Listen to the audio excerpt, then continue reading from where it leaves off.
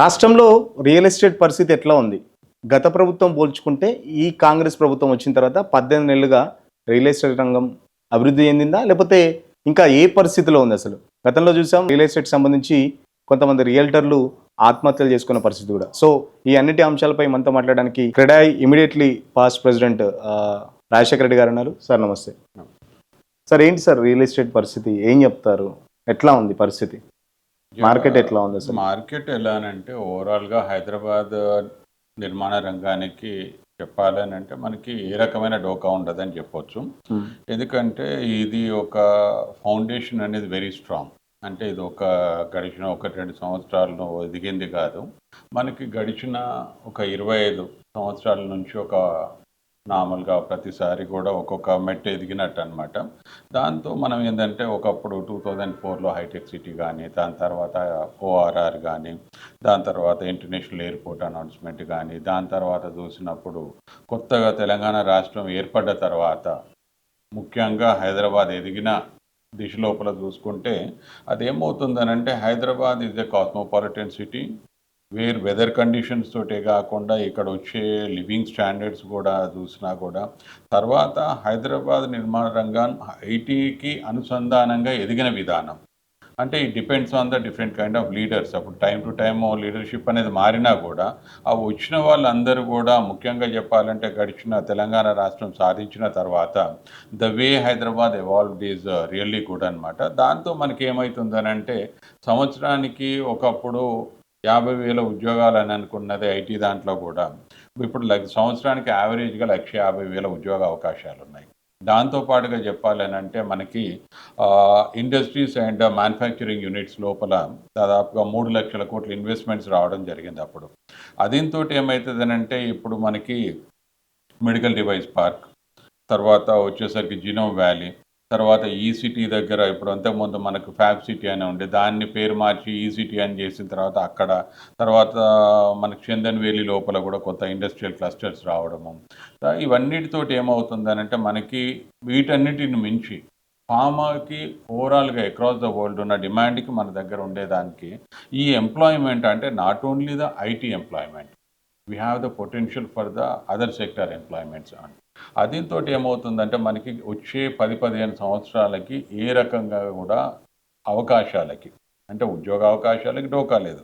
అదే ఇండైరెక్ట్గా ఏమవుతుంది హౌసింగ్కి కూడా చాలా వరకు బెటర్ ఉంటుంది. కాబట్టి that way the foundation is strong. అయితే గవర్నమెంట్లు మారినప్పుడు ఏమవుతుందంటే దాని విధి విధానాలను అర్థం చేసుకొని అది ప్రజల్లో కూడా ఒక రకమైన అంటే ఆ గవర్నమెంట్ మీద ఒక అపోహలు ఉన్నా ఏదున్నా కూడా కొంత ఇబ్బందికరమైన పరిస్థితి వస్తుంది.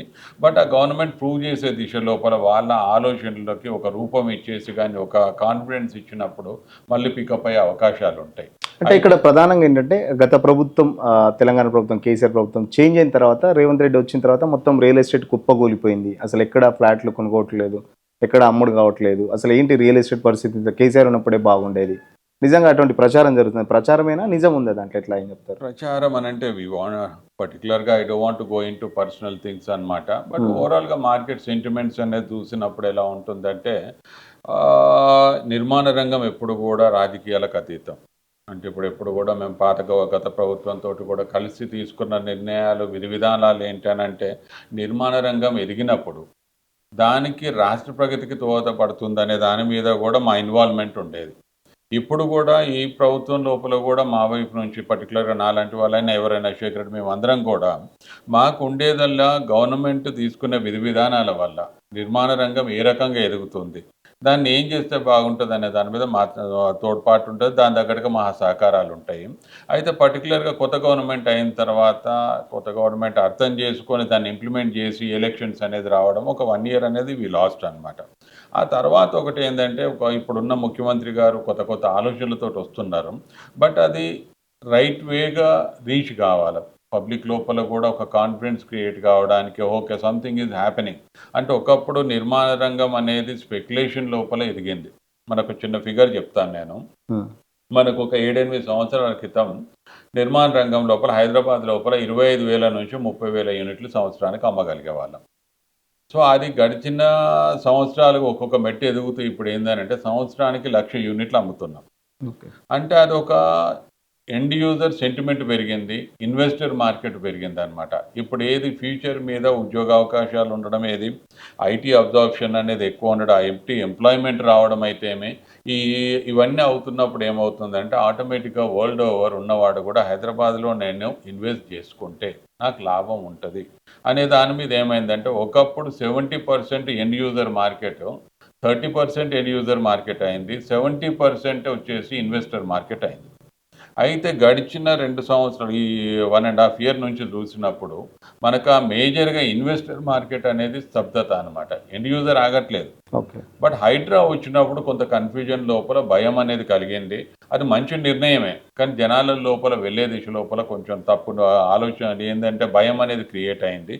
దాన్ని ముఖ్యమంత్రి గారికి కలిసున్నాము. తర్వాత బట్టి విక్రమార్క గారికి, ఉత్తమ్ కుమార్ రెడ్డి గారికి కూడా కలిసినప్పుడు ఒక సబ్ కమిటీ మీటింగ్ పెట్టున్నారు. పెట్టిన రోజు కూడా మేము చెప్పున్నాం, నిర్మాణ రంగం ఇప్పుడిప్పుడే కొంచెం ఎదుగుతుంది. మళ్ళీ దాన్ని కోలుకునే టైం లోపల ఇటువంటి నిర్ణయాలతోటి అది కొంచెం తప్పు నిర్ణయం అని మేము అంటలేము. కానీ దాన్ని ప్రకటించిన విధానంలో తప్పు ఉంది అన్న తర్వాత దెన్ అప్పుడు చెప్పున్నారు, జూలై 2024 ముందు పర్మిషన్ లేదున్నా కూడా దాన్ని మేము టచ్ చేయమని చెప్పి. సో దాంట్లో కూడా అప్పుడు మేము అన్నాము, ఎవరన్నా నిజంగా తప్పు జరిగి ఒక ప్రాపర్టీ సరిగ్గా లేదన్నప్పుడు మేము నిర్మాణ రంగం ఎప్పుడు బాధ్యత వహించదు. కానీ ఓవరాల్గా గైడ్లైన్స్ అనేది సరిగ్గా ఉండాలన్నప్పుడు ది గేవ్ ద క్లారిటీ. ఆ తర్వాత నుంచి చెప్పాలన్నప్పుడు మనకు రెగ్యులర్గా ఎండ్ యూజర్ మార్కెట్ పెరిగింది. అయితే ఇక్కడ ఏమవుతుందని అంటే మనకి చూసినప్పుడు కస్టమర్ ఏమవుతుంది, అరే మార్కెట్ లోపల ఆలోచనలు వస్తాయి. ఇప్పుడు ఇట్లా అడిగున్నావు, ఒక క్వశ్చన్ అడిగున్నావు, మార్కెట్ డౌన్ అయిపోయింది ఏం లేదు కదా అని. ఇప్పుడు ఒక మనిషి అంటాడు, అవును నిజమే తగ్గిపోయింది, దీంట్లో ఫ్యూచర్ ఏం లేదు అని అన్నప్పుడు ఏమవుతుంది అంటే, ఒక ఎండ్ యూజర్ కష్టార్జితం, తనకి ఏ రూపాయి మిగిలినా కూడా బాగానే ఉంటుంది కదా అని ఏం చేస్తారంటే, ఇంకా మార్కెట్ కొలాప్స్ అవుతుందేమో, నాకు ఇంకెంత తక్కువకి వస్తుందని. కానీ ఇక్కడే మనం ఆలోచించుకోవాల్సింది ఏముంటుందంటే, పాండమిక్ అప్పుడు కూడా నేను చెప్తాను నా ఇన్వాల్వ్మెంట్ పర్టికులర్గా. పాండమిక్ టైం లోపల ఎలా అయిందనంటే, అక్రాస్ ఇండియా లోపల కాదు, వరల్డ్ ఓవర్ కూడా మార్కెట్ సెంటిమెంట్స్ డౌన్ ఉండే. ఆ డౌన్ ఉన్నప్పుడు మన దగ్గర కూడా మీడియా లోపల టు స్టార్ట్ విత్ కొంచెం పాండమిక్ తోటి మొత్తం నిర్మాణ రంగం పనులు ఆగిపోయినాయి, సేల్స్ ఆగిపోయినాయి అని రాయడం మొదలుపెట్టారు. అప్పుడు నేను మన వాళ్ళందరినీ కూడా పిలుచుకొని ఒక ఇండివిజువల్గా మాట్లాడేది, కొంతమందిని పిలిచి మాట్లాడుకుంటా.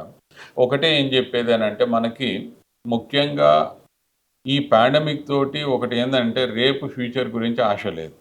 దాంతోపాటు చెప్పారంటే ఈ నిర్మాణ రంగానికి ఏమవుతుంది అనే దాని మీద చూసుకుంటే, మనం ఈ నెగిటివిటీలో ఉంటే రేపు మంచి అయ్యి బయటపడ్డాం అనుకో, మరి ఫ్యూచర్ ఏంటి.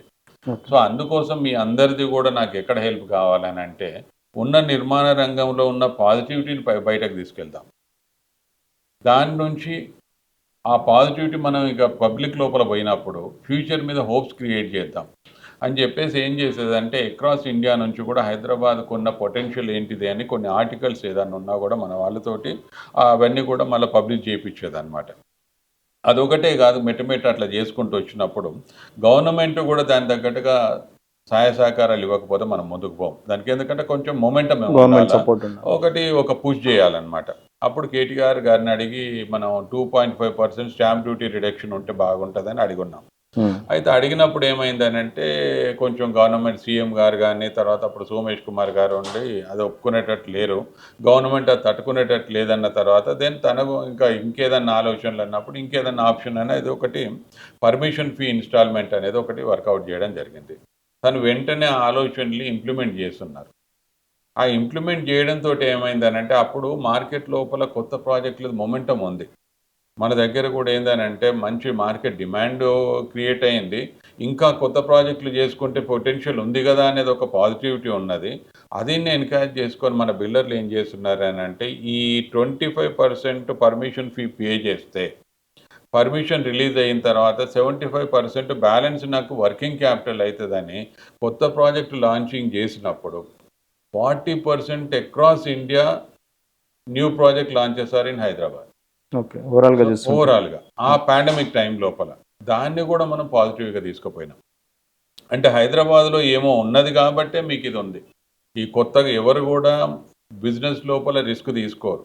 అంటే ఆ పాజిటివిటీ ఉన్నది కాబట్టి మాకు ఇక్కడ బిల్డర్లు లాంచ్ చేస్తున్నారు అనేది కూడా అదే మన మీడియా ముఖంగా మనం పాజిటివ్గా తీసుకెళ్ళినాం. దాని తగ్గట్టుగానే మనకి ఇన్వెస్ట్మెంట్స్ వచ్చినాయి. ఎప్పుడు కూడా చూసినా కూడా ఐటీ ఒకటే కాకుండా industrial investments are the best thing happen for us అనమాట. అటువంటప్పుడు దాంతో పోతున్నప్పుడు ఓవరాల్గా చేసినప్పుడు ఆ పాజిటివిటీ ఎట్లుండే అని అంటే వీఆర్ ఇంటూ ఇంకా ఒక 10-15 ఏండ్ల వరకు హైదరాబాద్కి డోకా ఉంటుందని మనం అనుకోవాలి. అటువంటి దాంట్లో కొత్త గవర్నమెంట్ మీద వచ్చినప్పుడు అది నెగిటివిటీ అనే దానికంటే కూడా కొత్త విధి విధానాలు ఎట్లుంటాయి అనేది ఆలోచించుకుంటూ ఒక ఇన్వెస్టర్ ఆగి ఉన్నాడు. ఆ ఇన్వెస్టర్ సెంటిమెంట్ ఇప్పుడు మనం ఉన్న ఈ గవర్నమెంట్ మీద ఉంటుంది కాబట్టి మన ముఖ్యమంత్రి గారు ఎంఏయుడి మినిస్టర్గా నిన్న రావడం జరిగింది. కొన్ని అనౌన్స్మెంట్ చేస్తున్నారు.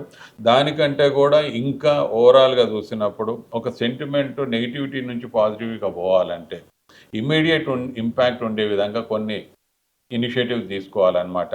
దానికి నేను గడిచిన 1.5 ఇయర్ నుంచి ఒక